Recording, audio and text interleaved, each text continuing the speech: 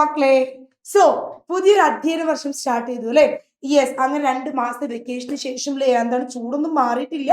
പക്ഷെ സ്റ്റിൽ ആ ഒരു വെക്കേഷന് ശേഷം പുതിയ ബാഗ്, പുതിയ കുട, പുതിയ പുസ്തകങ്ങള്, പുതിയ ഫ്രണ്ട്സ്, പുതിയ ക്ലാസ് റൂം, പുതിയ ടീച്ചേഴ്സ് അല്ലെ? ഇതിലേക്കൊക്കെ നിങ്ങൾ എത്തിപ്പെട്ടു. അടിപൊളിയായിട്ട് നിങ്ങളുടെ സ്കൂൾ ഡേയ്സ് പോകുന്നു മിസ് വിചാരിക്കുകയാണ്. സോ കുറച്ച് ദിവസമായിട്ടുള്ള സ്കൂൾ തുറന്നിട്ട് അതുകൊണ്ട് തന്നെ നിങ്ങൾക്ക് എന്താണ് ഒരുപക്ഷെ പാഠങ്ങൾ എടുക്കാൻ തുടങ്ങിയോ ഇല്ലേ എന്നുള്ളത് നമുക്ക് അറിയില്ല. എടുത്ത് തുടങ്ങുന്നേ ഉണ്ടാവുള്ളൂ അല്ലെ? ഓക്കെ. അപ്പൊ ഓരോ സബ്ജക്ട് ഇങ്ങനെ ഗ്രാജുവലി എന്താണ് തുടങ്ങി വരുന്നുണ്ടാകും. അപ്പൊ ഇംഗ്ലീഷിലേക്ക് നമുക്കറിയാം 5ാം ക്ലാസ്സിൽ നിന്ന് എന്താണ് നമ്മൾ ഒരു സ്റ്റെപ്പ് നമ്മൾ എന്താണ് മേലോട്ടേക്കാണ് 6ാം ക്ലാസ്സിൽ അല്ലെ? കുറച്ചുകൂടി നമ്മുടെ പാഠങ്ങൾ കൂടും, കുറച്ചുകൂടി നമ്മുടെ എക്സസൈസ് കൂടും, കുറച്ചുകൂടി നമ്മുടെ ഗ്രാമർ കൂടും, കുറച്ചുകൂടി നമ്മുടെ ഡിസ്കോഴ്സസ് ഒക്കെ കൂടും അല്ലെ?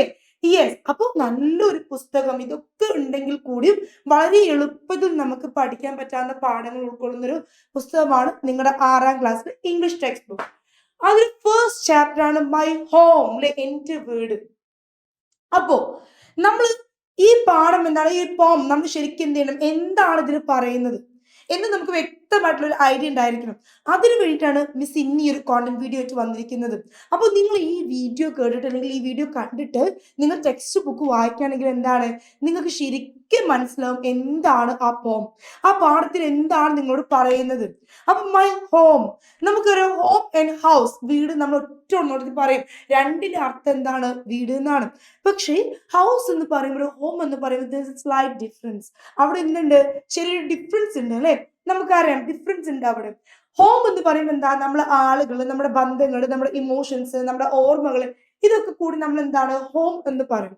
ഹൗസ് എന്ന് പറയുമ്പോൾ നമ്മൾ ആ സ്ട്രക്ചറിന് ഇമ്പോർട്ടൻസ് കൊടുക്കും. തറയൊക്കെ ഇട്ട് അതിന് മേലെ കല്ലിങ്ങനെ അടുക്കി വെച്ച് മേലെ ഇങ്ങനെ എന്താ റൂഫൊക്കെ പണിത് ഇടയ്ക്ക് ഇങ്ങനെ ഡോറൊക്കെ വെച്ച് ജനലൊക്കെ വെച്ച് അല്ലെ?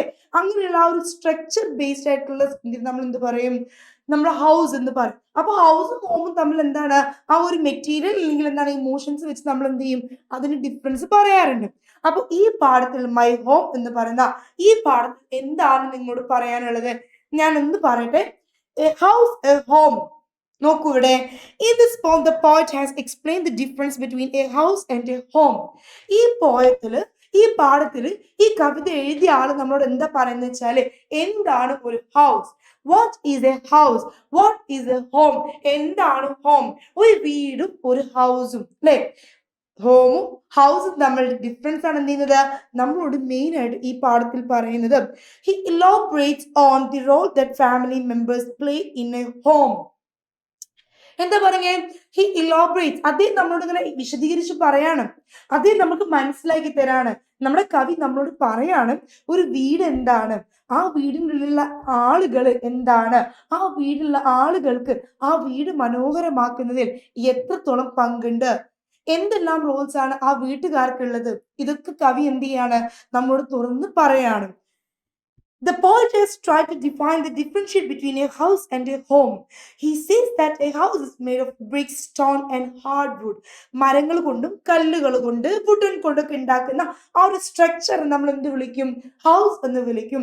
It also has fine pains. നമ്മൾ വീട് എടുത്തിട്ടും അങ്ങനെ നോക്കി നിൽക്കോ ഇല്ല, നമ്മൾ ഭംഗിയുള്ള എന്താ അതിന് മാച്ച് ചെയ്യുന്ന നല്ല അട്രാക്റ്റീവ് ആയിട്ടുള്ള നല്ല ഏറ്റവും വൃത്തി ക്ലാസി ആയിട്ട് തോന്നിക്കുന്ന പെയിന്റ് എന്ത് ചെയ്യും നമ്മൾ അടിക്കും അല്ലേ? വിൻഡോ ഗ്ലാസ് വെറും നമ്മൾ പെയിന്റ് അടിച്ച് നിർത്തോ? നോ. നമ്മൾ അവിടെ എന്താ വെക്കുക, നമ്മൾ അതിന് പുറത്ത് നല്ല ജനലൊക്കെ വെച്ച് ജനൽപ്പാളിലൊക്കെ വെച്ച് നല്ല അടിപൊളി പോളിഷ് ഒക്കെ ചെയ്യും. ഡോഴ്സ് ആൻഡ് കോറിഡോഴ്സ്, നമുക്ക് എന്ത് വേണം, കോറിഡോഴ്സ് വേണം, നടക്കാനുള്ള സ്ഥലങ്ങൾ വേണം അല്ലേ? വരാന്തകൾ വേണം. വരാന്തകൾ എപ്പോഴും എന്താണ് ഒരു വീടിന് ഭംഗിയാണ്. അപ്പൊ വീടിന് വരാന്തകളും ഉണ്ടായിരിക്കണം.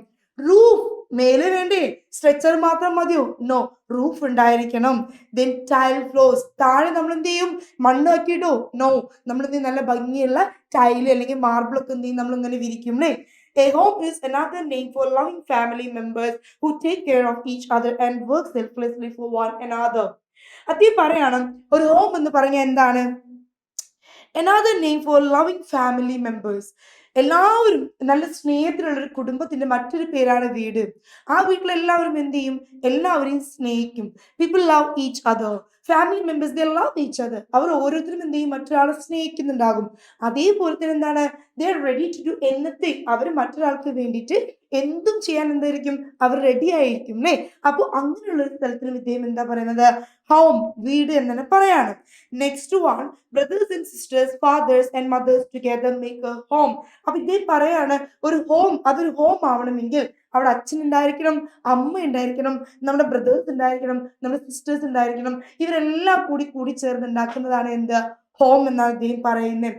It is their unselfish acts of kindness and sharing towards one another that makes a house a home.